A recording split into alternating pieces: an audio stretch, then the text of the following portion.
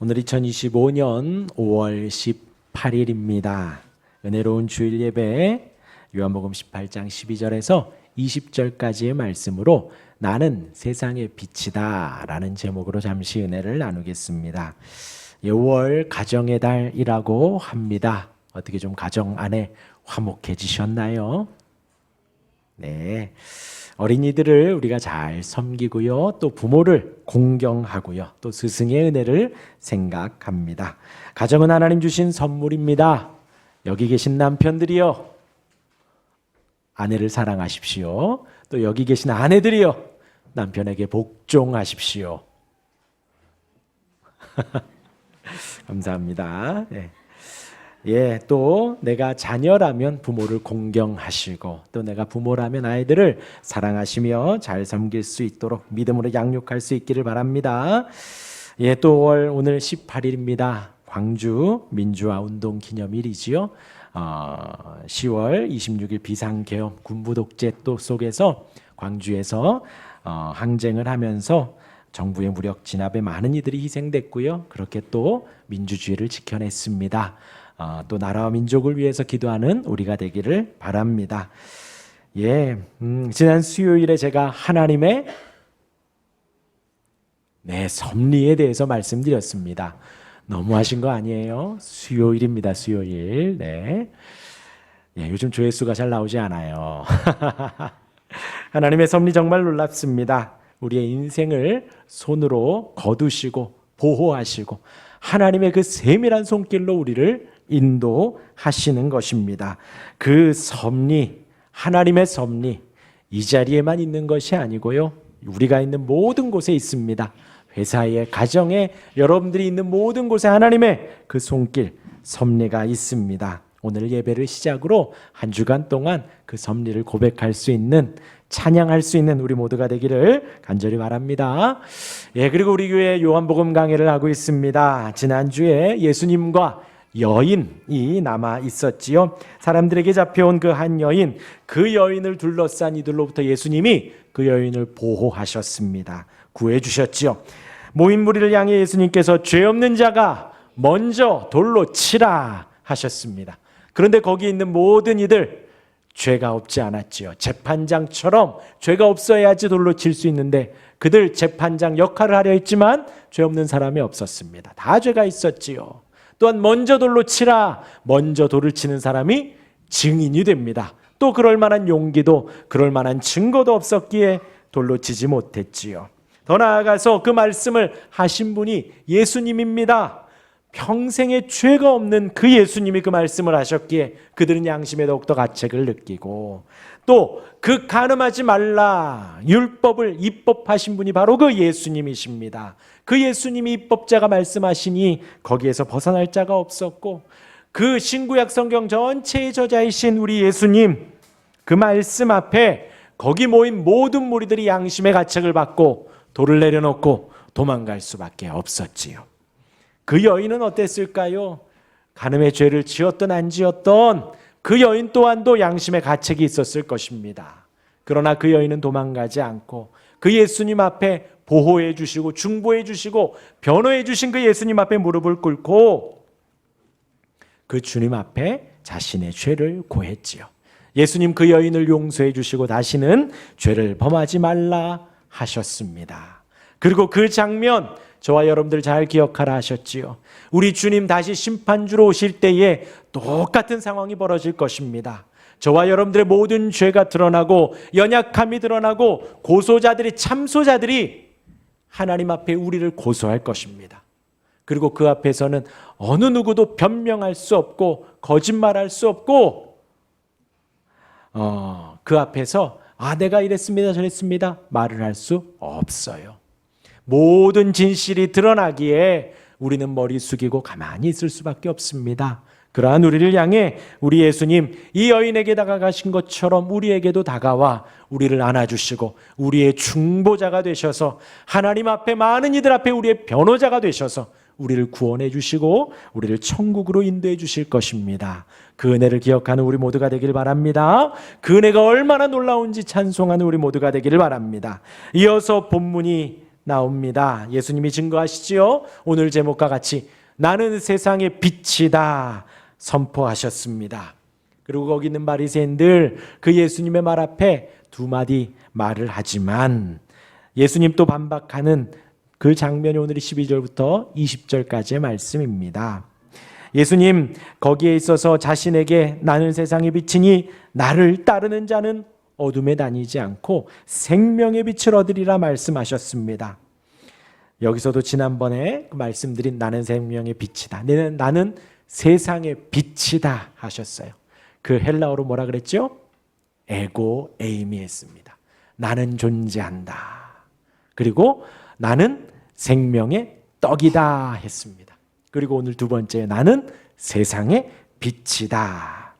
기억나시지요? 나는 생명의 떡이니 하시던 그 예수님이 똑같이 나는 세상의 빛이다 선포하셨습니다. 그것은 구약부터 있었던 나는 스스로 있는 자라 나는 여호와다 말씀하셨던 그 흐름 그대로 예수님이 말씀을 하신 거예요. 그냥 단순히 예수님께서 나는 세상을 밝히는 빛과 같은 존재다. 빛처럼 나는 밝은 존재다. 그렇게 문학적인 어투로 하신 것이 아니라는 거예요. 예수님이 말씀을 하신 것은 이 세상에서 유일하게 온 세상을 비추는 유일하게 존재하는 빛이다.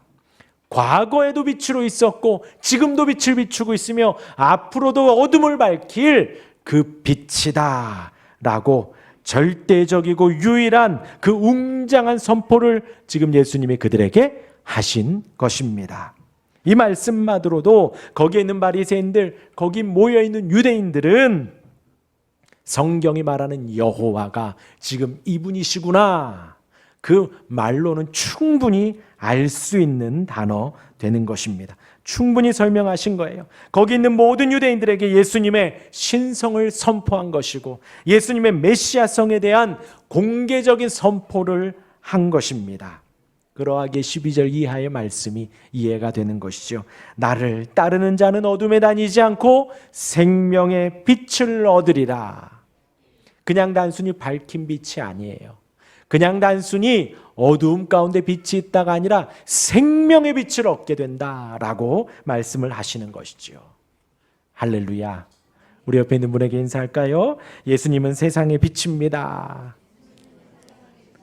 네.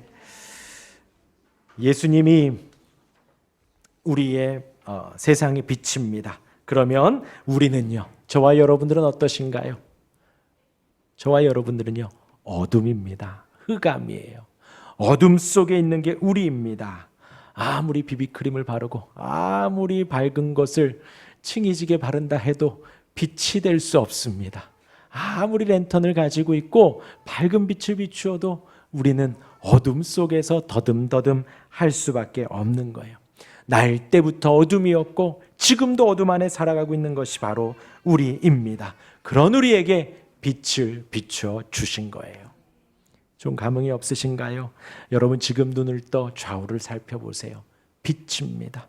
지금 우리가 좀 밖에 빛이 밝아 가렸지만 이걸 사실 안 하려고 했어요. 근데 이사 온 첫날 예배를 드리는데 여기까지 빛이 이렇게 들어와 앉힐 수가 없더라고요. 가리고 가려도 빛입니다. 빛입니다. 암막 커튼 아무리 두꺼운 걸 쳐도 빛이 새어 들어와요. 여기서 예배하는 가운데도 빛이 있고 여러분들이 이곳을 나가도 빛이 있고요. 버스를 타도 빛이 있고 전철을 타도 자가운전을 해도 어디를 가도 빛이 있습니다. 정말 온 세상에 빛이 비추고 있는 거예요. 놀랍지요. 예수님이 세상의 빛이라는 이 선포, 세상의 빛이라는 이 선포는 온 세상에 지금 비추고 있지요. 지금 예수님 말씀하고 있는 이 유대인들, 또 이 중심으로 보면 우리는 이방인이에요. 유대인이나 이방인이나 빛입니다. 유식한 자나 무식한 자나 가방끈이 길고 짧거나 상관없이 빛입니다. 부유한 자나 빈곤한 자나 물질의 유무에 상관없이 예수님은 빛입니다. 우리 어린아이들 저기 있지요. 여기 나이 드신 분들 노소를 막론하고 건강 유무를 막론하고 누구에게나 예수님은 세상에 빛이 된다라는 것입니다. 그런데 이제 본문 이하의 바리새인들은 믿지 않고 따지고 들죠. 심지어 조롱하는 것입니다. 이하의 바리새인들 말하는 거. 그건 이제 조금 있다가 생각해 보고요. 여러분 분명히 알아야 됩니다. 그 절대적인 빛이 저와 여러분들을 비추고 있다라는 거예요. 우리는 어두운데, 흑암인데, 세상은 어두운데 빛이신 그 주님이 지금 비추고 있는 것입니다. 성경에 여러 예가 나오지만 오늘 사도행전의 내용을 잠깐 보면요, 사도행전 2장에서 베드로가 설교합니다. 아시죠? 오순절 마가다락방에서 모두가 성령의 충만함을 받고 그 가운데에서 베드로가 설교를 합니다. 이스라엘아 들으라, 너희도 아는 바와 같이 하나님께서 나사렛 예수로 큰 권능과 기사와 표적을 베푸셨다. 그리고 하나님이 정하신 대로 예수님이 이 땅에 오셔서 하나님이신 그분이 성육신하고 오셔서 고난받고 십자가에 죽으시고 그 사망의 고통에서 부활하셔서 승천하셨다. 베드로가 담대히 선포했지요. 그리고 나를 포함한 여기 있는 사도들은 그 일의 증인이다 라고 말을 했습니다. 그 말을 들은 거기 성도들이 어떤 반응을 했지요? 형제들아, 우리가 어찌할꼬. 표현에 나와요. 마음에 찔려서 그러한 표현을 했다는 것입니다. 지난주에도 그랬지요. 예수님이 말씀하니 많은 이들이 양심의 가책을 느껴 어떻게 했나요? 여인을 남겨두고는 도망갔습니다.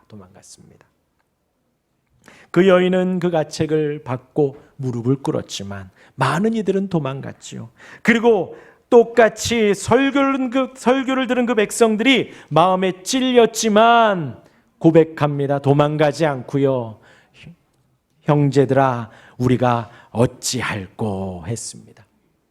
저와 여러분들 지금 이 자리에 앉아 있지요. 예배합니다. 말씀을 보고 듣습니다. 그리고 여러분들이 어디에 있던 말씀을 대할 때에 우리의 마음은 어떨까요? 항상 찔립니다. 아멘 하셔야 돼요. 안 찔린다. 그럼 이상한 거예요. 제가 지금 그 말씀을 드리려는 거예요. 우리가 말씀을 대하면 찔려요. 주일날에 오랜만에 와서 찔리는 것이 아니고 뭐 일주일 동안 기도하지 않아서 예배 나오지 않아서 찔리는 것이 아니고요. 여러분들 누구나 말씀을 대하면 누구나 예배하면 마음에 찔립니다. 성령께서 우리 마음에 외치시는 거예요. 빛을 비춰주시는 것입니다. 그럴 때에 어떻게 하라고요? 지금 여기 형제들이 마음에 찔려 형제들아 우리가 어찌할꼬 한 거예요. 어떻게 하냐? 성령께서 우리 마음에 외치실 때에 인정하는 것입니다. 예, 내가 그런 놈입니다. 예, 내가 이것밖에 되지 않네요. 내가 그렇게 연약합니다. 인정하고 아멘하고 고개를 숙이며 무릎을 꿇고 어떻게 하면 좋겠습니까? 성령님. 어떻게 하면 좋겠습니까? 하나님. 하고 주님께 고백하는 것입니다. 그렇게 형제들아 어찌할꼬 하니 베드로가 말합니다. 회개하고 세례를 받고 죄 사함을 받으라. 베드로의 설교의 권면에 따라 그들이 초대교회로 모이고 초대교회가 조직이 된 거지요. 2장 42절 이하에 그들의 신앙생활이 나옵니다. 우리 같이 한번 읽어볼까요? 그들이 어떻게 했는지 시작. 그들이 사도의 가르침을 받아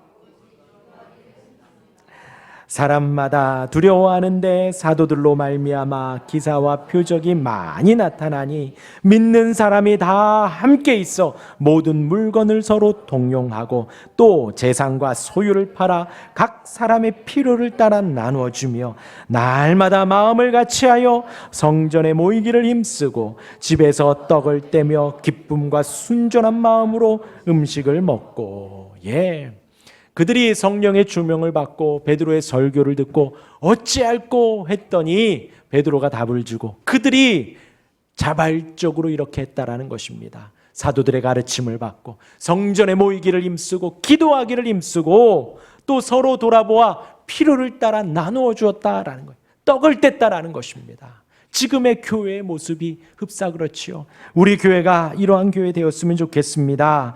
모이기에 힘쓰시길 바랍니다. 모여서 뭐 했어요? 말씀을 사모하는 것입니다. 예배하고 가르침을 받는 거예요. 또 가르침을 받고 기도에 힘쓰는 것입니다. 공적으로 교회가 같이 드리는 기도의 제목을 가지고 기도하고 여러분들의 개인의 기도의 제목을 따라 기도하고 그리고 마지막에 어떻게 기도하라 그랬지요?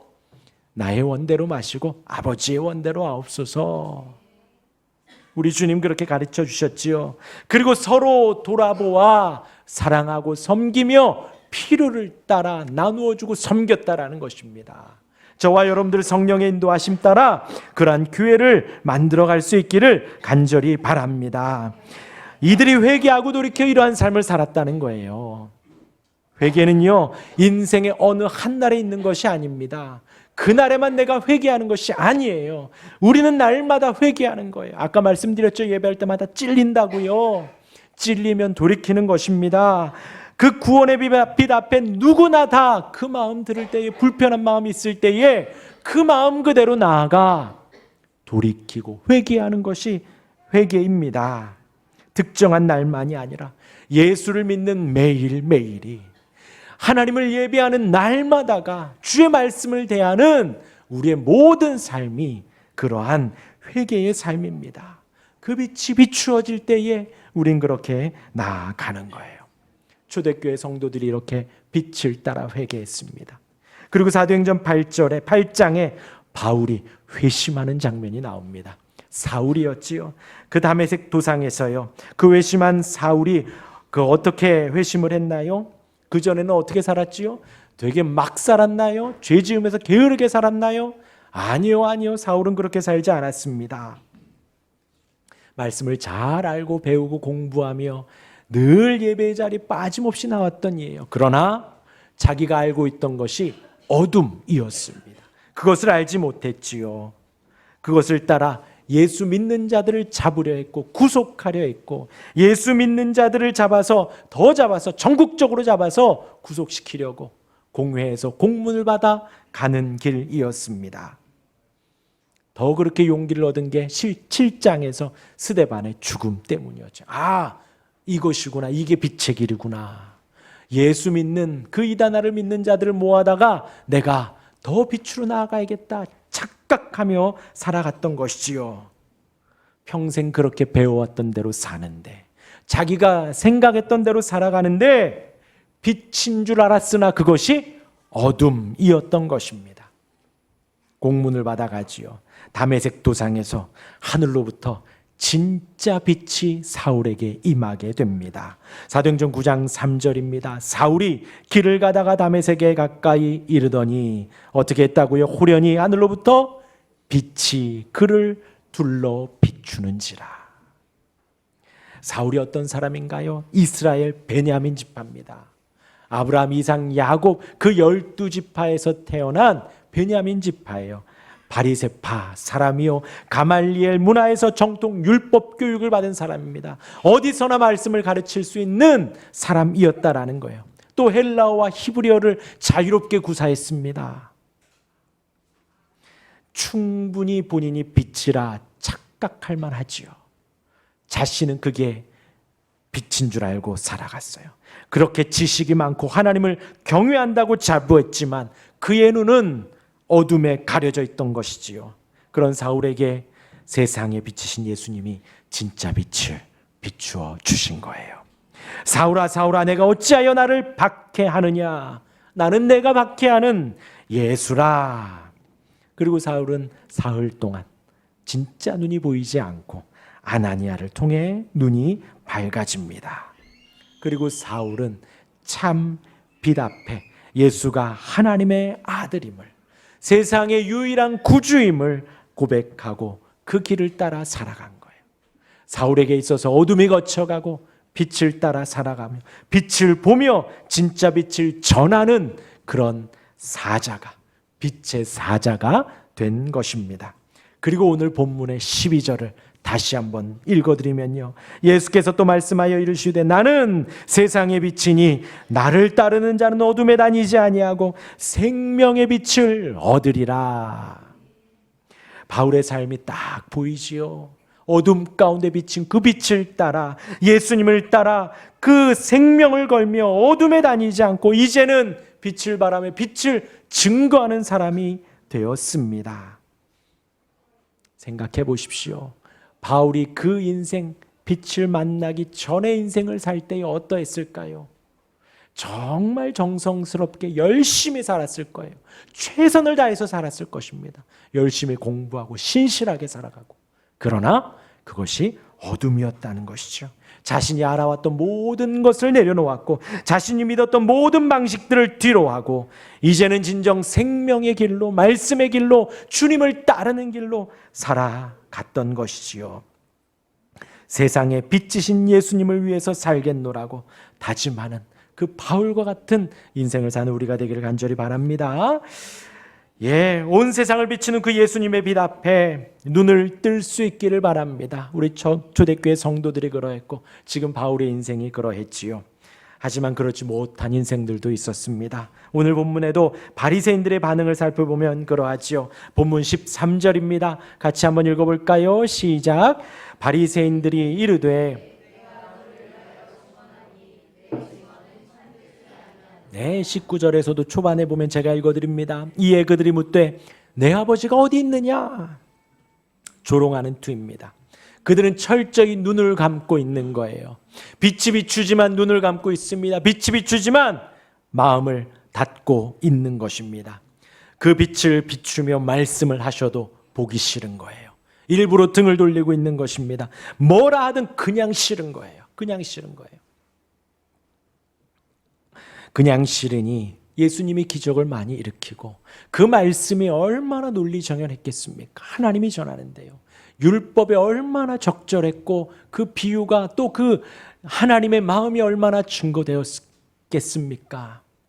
그런데 그 빛이 비추어도 닫고 있는 거예요. 그 빛이 비추어도 보지 않고 있는 것입니다. 내가 너를 증언하니 그 말을 믿을 수 없겠다. 너희 아버지가 어디 계시냐? 조롱하는 것이에요. 사도행전 7장에서도 스데반의 설교를 들은 스데반의 죽을 때 왜요? 스데반도 설교를 했지요. 빛을 비추었습니다. 빛을 증거했습니다. 그들이 잘 아는 구약의 내용들을 언급하며 스데반이 설교를 쭉 했습니다. 그리고 마지막에 그들을 향해 선포했습니다. 사도행전 7장 51절에서 53절입니다. 목이 곱고 마음과 귀에 할례를 받지 못한 사람들아, 너희도 너희 조상과 같이 항상 어떻게 했다고요? 성령을 거스르는도다. 너희 조상들이 선지자들 중에 누구를 박해하지 아니하였느냐? 의인이 오시리라 예고한 자들을 그들이 죽였고 이제 너희는 그 의인을 잡아준 자요 살인한 자가 되나니 너희는 천사가 전한 율법을 받고도 지키지 아니하였도다 하니라. 지금 뭐라는 거예요? 그들은 유대인들입니다. 성경을 잘 알아요. 성경을 지키며 왔어요. 그런데 너희가 성경을 지키지 않았다, 믿지 않는다, 핍박하고 박해했다, 그 예수님을, 말씀을 따라오신 예수님을 너희가 죽였다. 그 말은 뭐예요? 지금 너희가 성령을 거스렀으니, 너희가 예수님을 죽였으니 어서 회개해라, 어서 돌이켜라. 그들이 봐도 너희들이다. 그들이 바로 너희들이다. 어서 돌이키고 돌아오라, 돌아오라 외치고 있지만, 어서 빛으로 나오라, 회개하라 외치지만, 여기서도 54절에 똑같은 표현이 나옵니다. 마음에 찔려. 우리 54절 같이 한번 읽어볼까요? 시작. 그들이 이 말을 듣고 마음에 찔려 그를 향하여 이를 갈거늘. 형제여 어찌할꼬가 아니라 이를 갈고 있는 것입니다. 그 결과 그들은 돌을 던졌어요.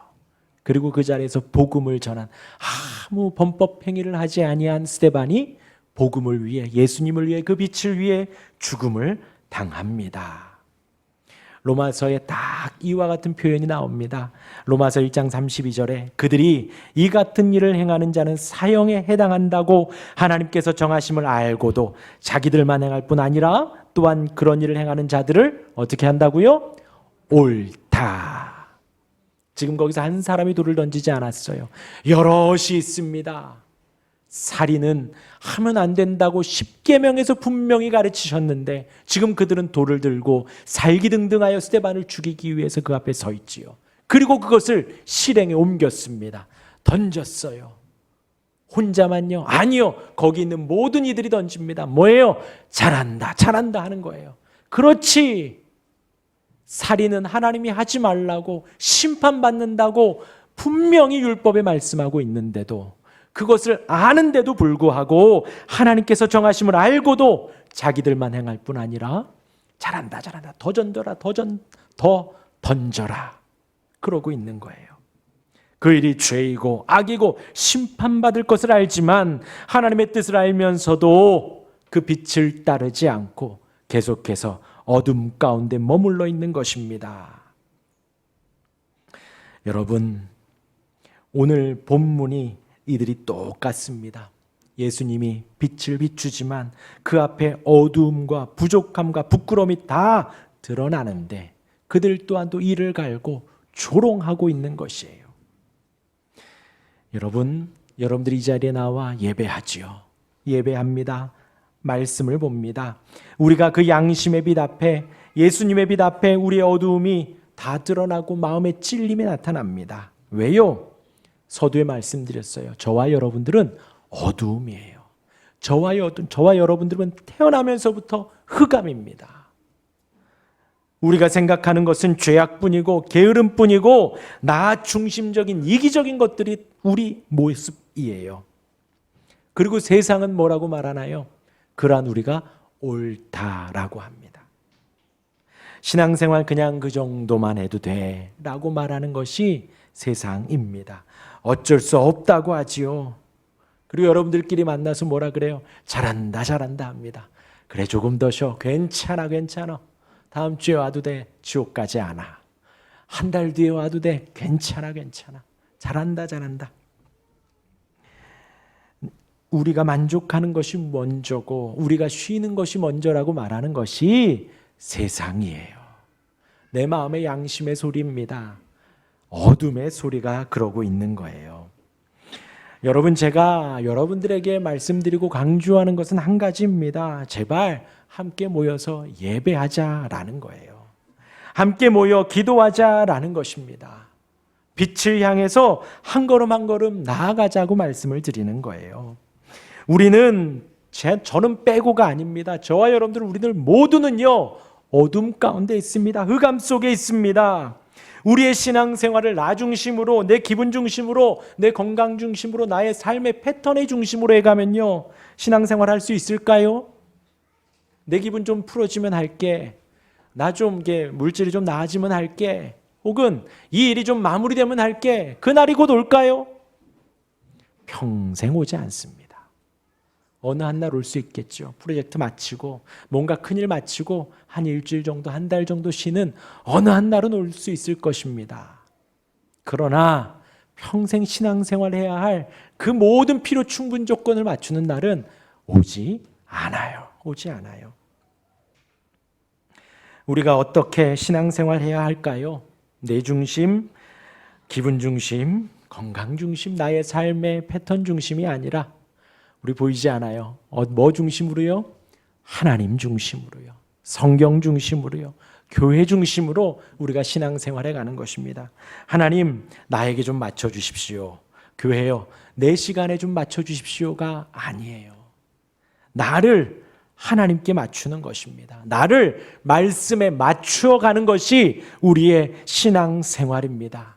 세상의 유일한 빛이신 예수님이 우리에게 비춰줄 때에 빛이신 예수님을 바라며 따라 살아가는 우리 모두가 되기를 바랍니다. 예배 오면 편한 사람 아무도 없습니다. 저도 그렇고요. 여러분들도 그렇고요. 수요 예배, 금요 예배 안 나와서가 아니고요. 오랜만에 주일 예배 나와서가 아니라니까요. 예배를 하는 모든 이들은 마음에 불편함이 생겨요. 마음에 찔림이 생깁니다. 왜요? 성령께서 인도하시니까. 성령께서 말씀하시니 저의 부족하고 어눌한 말에 아닌 성령께서 우리를 말씀하시고 인도하셔서 우리 안에 찔림을 주시고 불편함을 주십니다. 그리할 때에 도망가지 마시고, 그리할 때에 벽돌을 들지 마시고요, 무릎을 꿇고 머리를 숙여 주 앞에 나아갈 수 있기를 바랍니다. 어떤 건가요?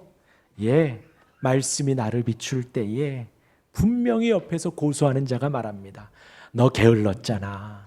너 말씀 안 받잖아. 너 이때 예배할 수 있었는데 왜 그랬니? 라고 하면 어떻게 하면 되지요? 어쩔 수 없었어가 아니고요. 그래, 나 그런 놈이야 그러시면 돼요. 나 원래 이것밖에 되지 않은 부끄러운 인생이야 고백하면 됩니다. 그 다음에요, 주여 제가 어찌하면 좋습니까? 주님께 그 다음 기도하는 거예요. 그것이 바른 신앙의 모습입니다. 그럼 주님이 또 말씀하시고 또 인도해 주시는 거예요. 여러분 생각해 보십시오. 지금 예수님이 나는 세상의 빛이다 선포하신 이 날이 어떤 날이냐? 초막절의 끝날입니다. 초막절이 어떤 날이라 그랬죠? 하나님께서 이스라엘 백성들을 광야에서 장막 가운데 인도하셨고 그렇게 40년 우리 조상들을 인도하셨다. 그 초막, 장막 그것에 감사하며 하나님께 축제로 드리는 날입니다. 하나님께서 이스라엘 백성들을 광야에서 어떻게 인도하셨지요? 구름 기둥으로 인도하셨습니다. 어떻게 인도하셨지요? 불 기둥으로 인도하셨습니다. 하나님은 이스라엘 백성을 불로 빛으로 인도하셨고 2000년 전 예수님이 이 땅에 오셔서 나는 세상의 빛이니 나를 따라오라 생명의 길로 가자 말씀하셨습니다. 그리고 이 시간 성령께서 우리에게 우리의 마음에서도 빛을 비추고 계십니다. 그 빛을 볼 수 있기를 바랍니다. 우리의 어둠을 그대로 드러내시기를 바랍니다. 그리고 그 빛 앞에 한 걸음 한 걸음 나아갈 수 있는 우리 모두가 되기를 주님의 이름으로 축원합니다. 아멘.